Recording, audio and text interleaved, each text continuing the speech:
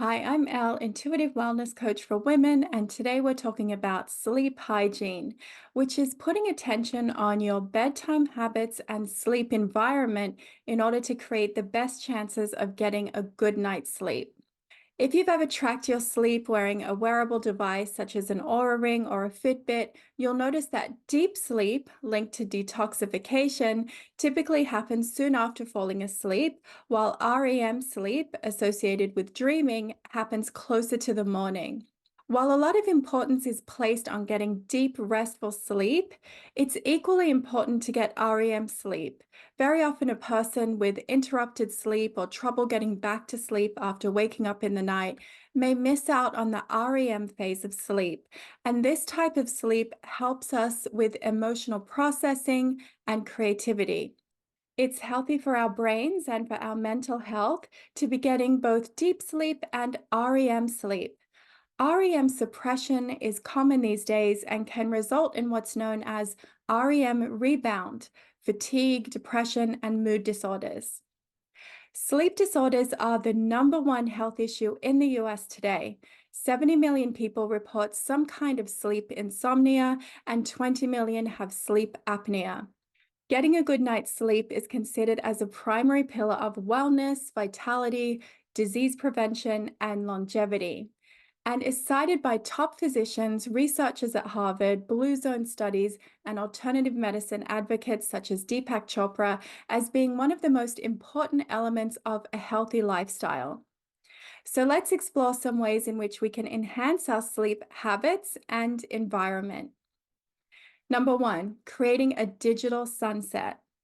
Our indoor lives can be bright and stimulating, and this can confuse our circadian rhythms.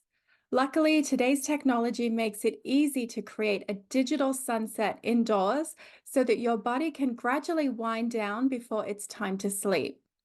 This is something that you can take time to set up once, and it can work in an ongoing way. To do this, set your computer monitors and phones to a blue light filtering setting soon after sunset.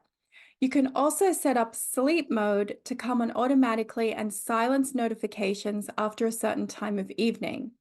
There are also blue light filtering screens that you can stick onto the front of your phone. Before going to sleep, it's good practice to put your phone on airplane mode so that it disables the ability to connect to cellular signals. You can also set your smart lights to an evening mode where you can choose a time after sunset where they automatically dim the lighting around your house. Wherever possible, and especially for the bedroom, it's best to have side table lamps instead of overhead lights, which can confuse your circadian rhythm. If you're looking at screens after sunset, use blue light filtering glasses to reduce the light stimulation in the hours before you plan to go to sleep. You can order inexpensive blue light filtering glasses online from places like iBuyDirect that are clear and lightweight.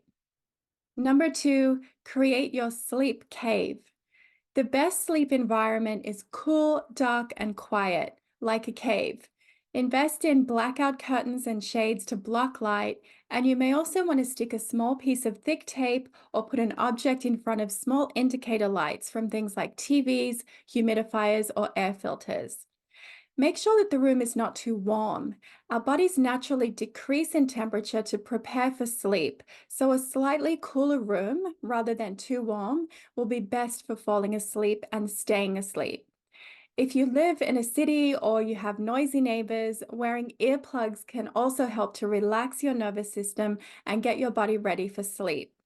You could also play some background noise like rain, soft waves, or white noise to help drown out other noises. Number three, reduce stimulants in the afternoon and evening. You may look forward to a glass of wine or a piece of dark chocolate at the end of a long day, but if you're suffering from interrupted sleep, consider that alcohol and caffeine, which is found in chocolate, can keep you awake longer or even act as a double agent to relax you at first and then stimulate your system later. Avoid heavy meals a few hours before bed and try cutting out stimulants such as coffee, matcha lattes, black teas, and chocolate in the afternoon and evenings. Eating leafy greens and lettuce at lunchtime can help with promoting sleep later in the evening. Try not to get into heated arguments or serious discussions before bed, as these too can trigger fight or flight. So, shelve any heavy topics for tackling earlier in the day. Create a couple of hours of relaxation without social media and notifications before going to bed. Try to exercise well before bedtime and try to stack your most active, urgent, or stressful tasks for daytime or mornings whenever possible. Your body will naturally lose energy as bedtime draws nearer, so instead of fighting this, embrace your body's innate wisdom and need for restorative sleep. Hyperarousal from stimulants is associated with increased metabolic rates, elevated heart rates, elevated core temperature, elevated nighttime cortisol, and leads to excess daytime sleepiness and excessive energy at night. Number four, prime your body for sleep. Evening supplements like melatonin and magnesium, as well as some herbal remedies or teas like lemon balm or chamomile, can help you to embrace calmness and relax in preparation for a good night's sleep. To wind down at night, try heat therapy, infrared saunas, PEMF mats, or simply a hot water bottle or warm bath or shower to relax your muscles. A good night's sleep can begin with what you do each morning. Upon waking, get some early morning light in your eyes within those first few minutes of waking up to signal to your body that it's time to start the day. This will support your circadian rhythms to function well and help you to feel tired when it's time for bed. Get horizontal and lie flat. This signals the body for sleep. Invest in the right pillow and bed sheets that bring you comfort. Number five, empty your thoughts. Our busy minds and our busy lifestyles can keep us in an activated state. We're not computers. We need to rest, and it can be hard to switch off sometimes.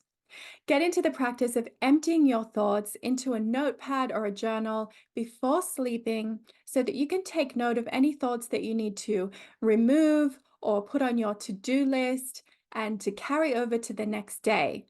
Your brain is not built as a reminder system. Create external reminders and lists that you are not burdened and troubled with inside internally when you're trying to get some sleep. Instead of storing these mental notes in your body, get them out onto paper and revisit them the next day. This could also apply to emotional issues and conflict with others. Get them out of your head and onto paper. Release your emotions and worries, and you could even write down a question for the universe or something that you need a higher power to help you with.